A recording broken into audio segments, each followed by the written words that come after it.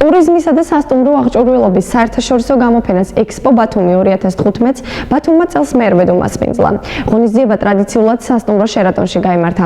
გამოფენის მხარდაჭერები აჭარის მთავრობა, ბათუმის მერია, სავაჭრო სამრეწველო პალატა, ტურიზმისა და კურორტების დეპარტამენტი და ბათუმის ტურისტული სააგენტო იყო.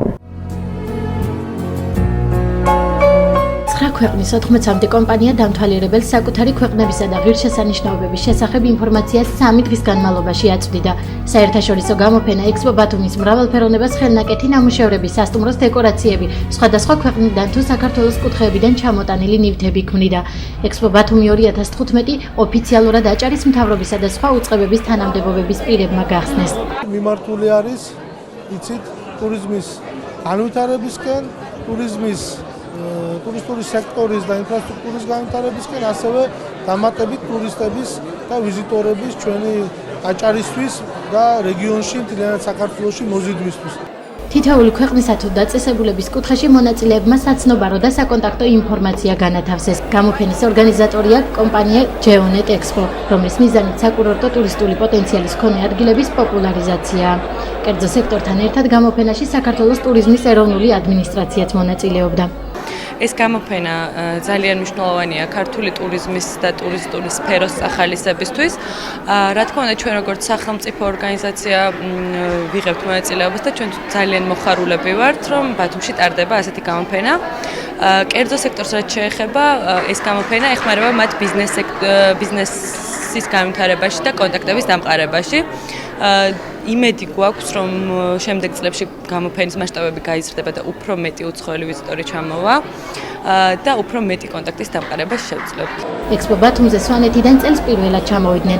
მათ დამთვალიერებლებს სვანეთის კუთხის გზამკვლევები გააცნეს. ძალიან კარგი რამე, უამრავი კომპანია წარმოდგენილი, უამრავი გრანდიოზული გამოფენაა. ზოგადად ფიქრობ, რომ ეს გაზდის რეგიონში ტურისტების რაოდენობას წელს მაგალითად შარშა თუ იყო 40,000 ტურისტი მესტიაში საშუალოდ ისე აღებული რეგისტრირებული დაახლოებით 30-40%-ით გაზდას. აქედან გამომდინარე, ყოველ წელს ეს აუცილებელი რამეა, ძალიან კარგი რამეა, ყოველ წელს უნდა ტარდებოდეს. შერეული ცივილიზაციების ფონზე ქედის ღვინით გახალისებულმა ანსამბლმა მოყვარემ ქართული ხალხური სიმღერა შემოსახა.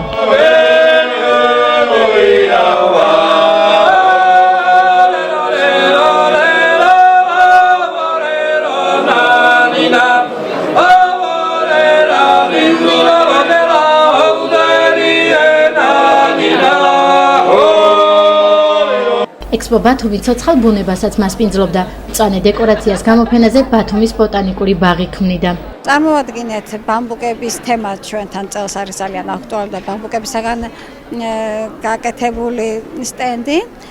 სხვადასხვა დღეს ბამბუკების მურაბაც ჰქონდა დასაგემოვნებაც. ძალიან ბევრი ადამიანი მოიხიბლა იმით, რომ ვერ გამოიცნო და სასწაული იყო მათთვის, რომ ეს დაეგემოვნებიათ. წარმოადგინეთ სხვა მცენარეები, ეგზოტური მცენარეები, ადგილობრივი ფლორიდანაც მცენარეები ჰქონდა. კერამიკა, თექა, ნაქსოვი, ნაქარგი და ხელნაკეთი ნივთები, ვერცხლის სამკაულები, კანისა და სხეულის მოვლის საშუალებები და სასტუმროს ნომრისა თუ რესტორნის სუფრის იმიტაცია ამ ყველაფერმა თავი ერთ გამოფენაზე მოიყარა. Grand Grill რესტორანში 5 წელი ბათუმში მუშაობა. მე შეფ-ოვერ სუათ თურქი ხალხი ვარ. აქ Grand Grill რესტორანში თურქული მენუ, ქართული მენუ და international menu არის. ყველას თევზი, ხორცი და ქართული მენუ, ყველას ქართული თურქული ხალხი კარგად მოგსოს, კარგად საჭმელი გავაგეთო. მე მინდა ბათუმში ყველას თურქული, ქართული, სხვა ხალხი მოიტანე ბათუმში მობზანდეთ ჩემი რესტორანში. ახლად შექმნილმა კომპანიამ მეტრო ატლას ჯორჯიამ ახალი ბულვარის ტერიტორიაზე მშენებარე პროექტები წარმოადგინა. ჩვენ წარმოვაჩინეთ ახალი პროექტი ბათუმში, რომელიც შენდება ახალ ბულვარში.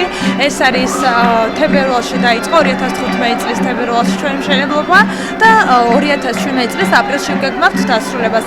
ეს არის მრავალფუნქციური კომპლექსი, სადაც იქნება 2 სასტუმრო და ასევე 2 საცხოვრებელი აპარტამენტები.